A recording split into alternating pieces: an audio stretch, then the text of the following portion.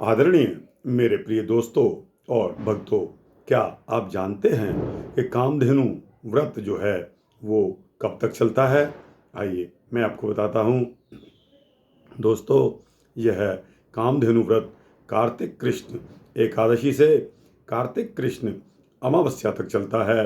पुराणों के मुताबिक कामधेनु समुद्र मंथन के समय समुद्र से निकली थी।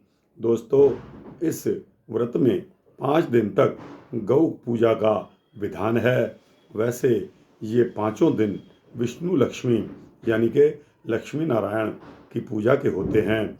उनकी पंचोपचार या षाडशोपचार पूजा करके खीर, मिठाई, गुड़, चूड़ा, दही, नारियल तथा अन्य फल फलाहारी का भोग लगाया जाता है। दोस्तों, धूप कपूर आरती करके अपने समस्त किए हुए पापों का प्रायश्चित किया जाता है। दोस्तों, गऊ के मस्तक व चारों खुरों पर और पूंछ पर जल डालकर रौली, अक्षत, फूल, पान, गुड़ से पूजकर 2 पुए यानी कि मीठी पूड़ी खिला देते हैं।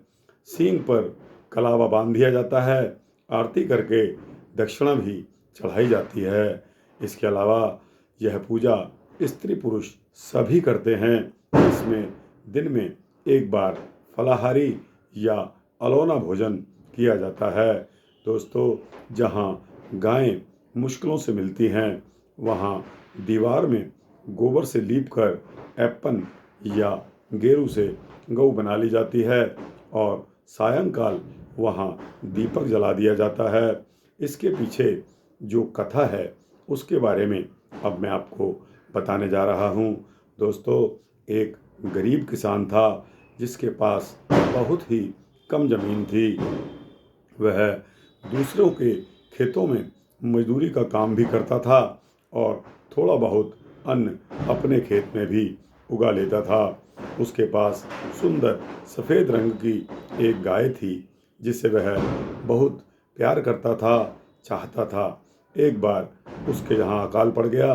किसी के खेत में कुछ भी नहीं उगा।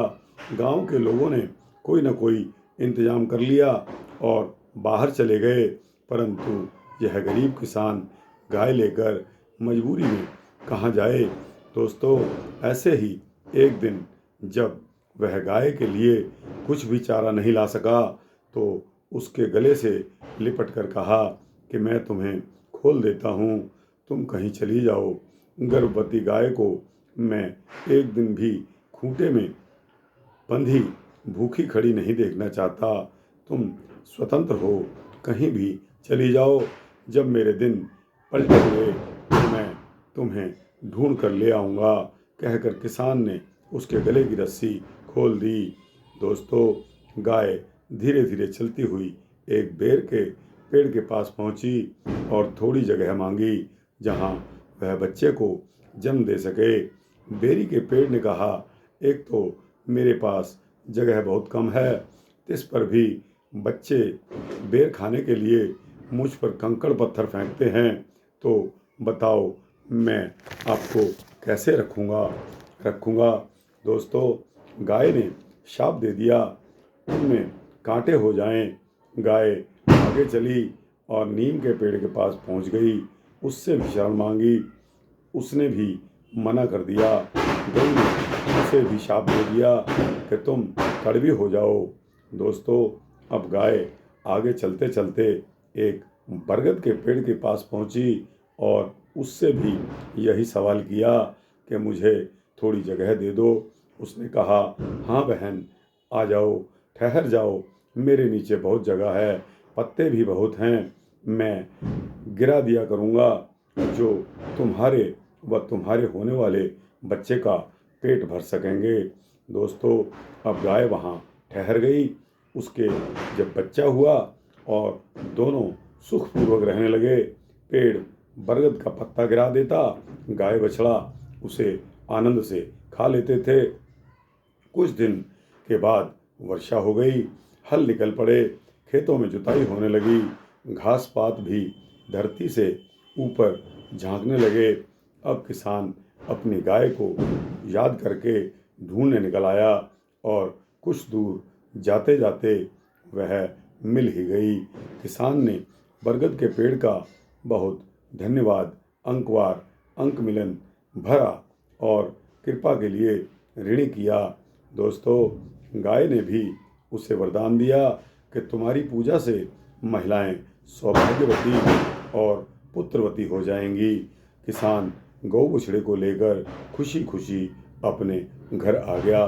तो दोस्तों, आपने समझा कि गौ माता को किस तरह गौ माता ने पहले बेर के पेड़ को शाप दिया कि तुम्हारे कांटे उगाएं।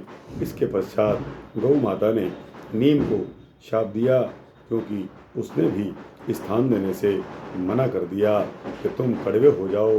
दोस्तों, बरगद ने हाँ कर ली। तो दोस्तों, बरगद के ऊपर गाय मेहरबान हो गई। गौ माता ने वहाँ बच्चे को जन्म दिया। गौ और उसका बछड़ा वहाँ कुछ दिन तक पलते रहे।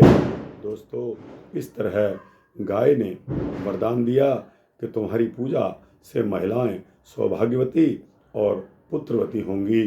किसान गौ बछड़े को लेकर उसके पश्चात खुशी खुशी अपने घर ले आया। दोस्तों, यह कामधेनु व्रत का जो त्यौहार है, जो व्रत है, वह एकादशी से, कृष्ण एकादशी से कार्तिक कृष्ण अमावस्या तक चलता है। तो दोस्तों, यह वृतांत यहाँ समाप्त होता है। आपको कैसा लगा? अच्छा लगा हो तो इसको लाइक और शेयर करके अपने दोस्तों, मित्रों, जिज्ञासुओं, भक्तों को अवश्य भेजना। इस चैनल को सब्सक्राइब कर लेंगे तो आपको इसी तरह के भक्ति वृतांत मिलते रहेंगे, ऐसा संकल्प मैंने किया है। जय श्री सीता रामचंद्र भगवान की जय।